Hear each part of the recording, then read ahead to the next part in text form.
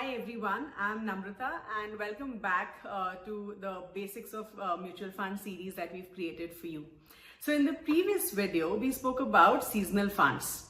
Now today we have a very interesting topic lined up for you where we're going to talk about debt funds, which is an introduction to debt funds, followed by the short-term category of debt funds.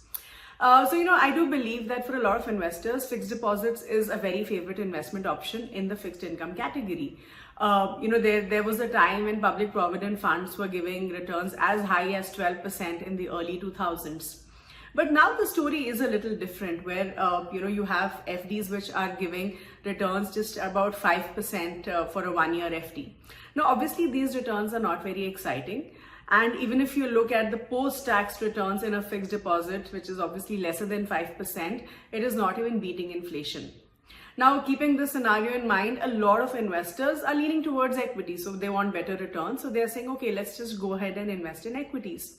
But the problem is that equities can be risky in the short term. So is there a way where, we can get returns slightly better than a fixed deposit, but not take the equity risk?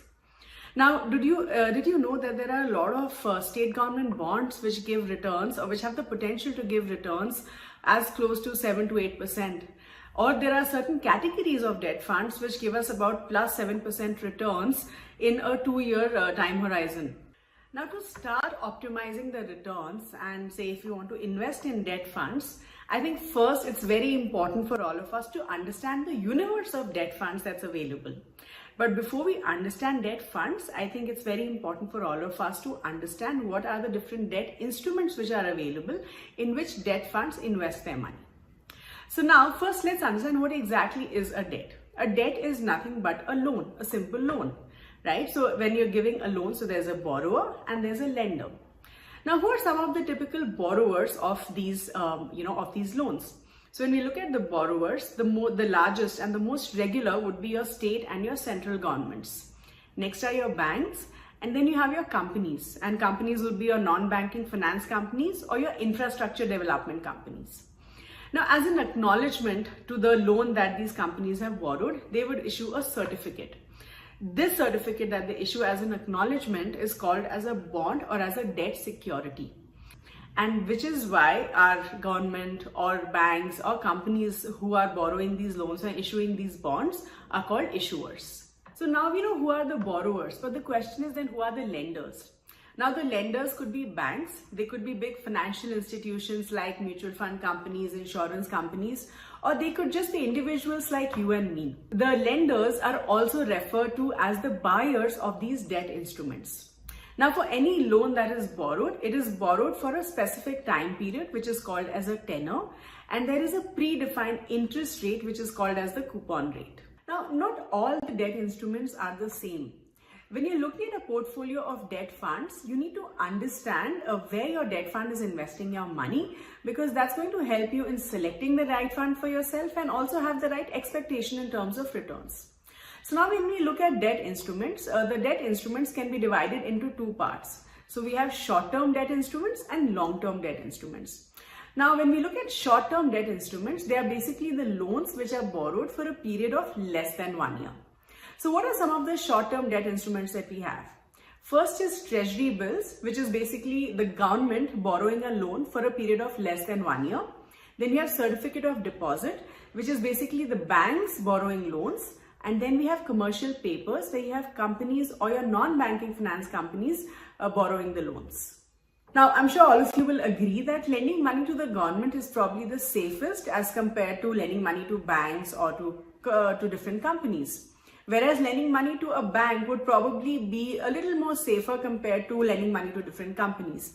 Now, again, risk is a very relative thing compared to what you're comparing with, right? So now as the risk increases, obviously our expectation in terms of returns is also going to go up. So with that logic, if we are lending money to the government, so which means a treasury bill basically is going to give you the least return, and a commercial paper is going to give you the highest return amongst the 3 short-term debt instruments that we have discussed.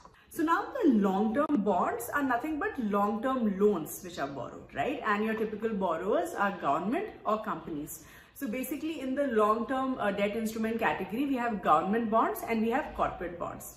Now, I'm sure between the two instruments that we've just discussed, I'm sure you agree that the government bonds are considered to be relatively safer compared to corporate bonds, and therefore they offer lower interest rate. Now, when we look at debt funds, right, now debt funds are basically a combination of different short-term debt instruments, or maybe different long-term debt instruments, or maybe a combination of short-term and long-term debt instruments that we've just discussed. Now, the set of debt funds that we're going to discuss right now are the ones that are ideal for the short-term parking of funds. And when I say short-term, it means that your investment horizon is going to be for less than 1 year. Now, the funds which are ideal for this particular time horizon would be your overnight and your liquid funds, your ultra short and low duration funds, and your money market funds. So the short-term debt instruments that these funds would invest in would be your commercial papers and certificate of deposits. Investing in good quality commercial papers would help in getting slightly better returns to the portfolio. Now, for example, if we look at overnight funds, the regulatory requirement is that for overnight funds, the average maturity of the debt instrument should be 1 day. So which means the debt instrument that fits the bill for this particular requirement are called TREPs, which is nothing but tri-party repos. So they are basically loans which are given to banks by mutual fund companies, and government security is taken as a collateral in this particular case. So it is safe to assume that the overnight funds are the safest in this particular category, and they generate reasonable returns as well. Now, the ideal time horizon, if you were to look at investing in overnight funds, would be 1 to 7 days. Now, if you look at liquid funds, for example, they can invest in any debt instrument like treasury bills, certificate of deposits, commercial papers, or even corporate bonds. The only condition is that the leftover maturity of the paper should be less than 91 days. Now, these funds, the liquid funds, are ideal for those investors whose time horizon is more than 7 days and less than 3 months, or up to 3 months. Now, these funds or liquid funds are also considered to be safe, but they're relatively riskier as compared to overnight funds. Now, before we proceed further, let's understand what is average maturity. So, average maturity is the collective maturity of all the debt instruments in my portfolio. So, for example, if there are 2 bonds in my portfolio and say the average maturity of one bond is 5 years and the other bond is say 10 years, then the average maturity of my portfolio is going to be 7.5 years. Now, when you're comparing a liquid fund with a fixed deposit, it is very important for you to understand that you should compare the returns generated by a liquid fund with the interest generated by a fixed deposit for a period of 15 days to 3 months. Now, in the similar fashion, ultra short duration funds, money market funds, or low duration funds are also going to invest in a combination of commercial paper, certificate of deposits, and treasury bills. So now the question is, how do we select the fund that we want to invest in? So to answer this question, which fund between a liquid fund, ultra short duration fund, money market, or a low duration fund, the first thing that you need to look at is what is the average maturity of the portfolio, and the average maturity of the portfolio should match your time horizon. So for example, if you want to invest say for 3 to 4 months, then you should look for those funds amongst the 4 that I've just mentioned. Look at those funds which have the average maturity of 3 to 4 months. So if you look at the example on the screen, the example is that of a UTI ultra short-term fund, and the average maturity of the portfolio is 111 days, and this fund would probably fit into your requirement in that case. Now, let's say that you have shortlisted a few funds based on the average maturity of the portfolio. Now, how will you select those 1 or 2 funds that you want to invest in? So you could look at these certain parameters. So firstly, since the time horizon is lesser, since obviously you're investing for less than 1 year in this particular case because we're discussing short-term debt funds, you could look for those funds which have higher weightage to commercial papers and to non-convertible debentures. Then I'm sure all of you agree that expense ratio plays an important role while selecting a fund, especially or more so in debt funds, because it can have an impact on the returns. So look for those funds which have lower expense ratio. And of course, look for funds which have higher AUM or assets under management, or we also call it the investment corpus. So to sum up, debt funds are a strong contender to compete against fixed deposits, and debt funds definitely have the potential to outperform fixed deposits.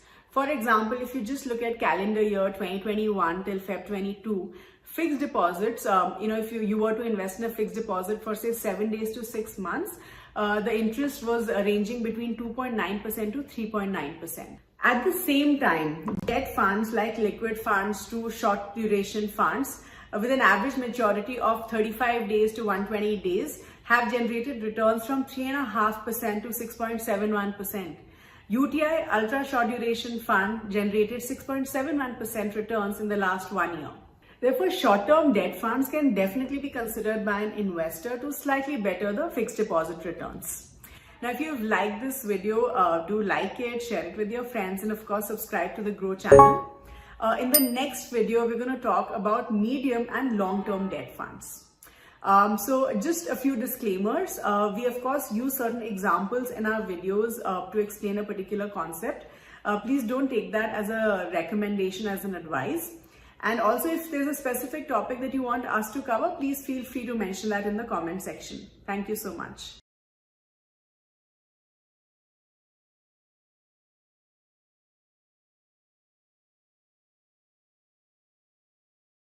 Investment in securities market are subject to market risks. Read all the related documents carefully before investing. Please read the risk disclosure documents carefully before investing in equity shares, derivatives, mutual fund, and/or other instruments traded on the stock exchanges.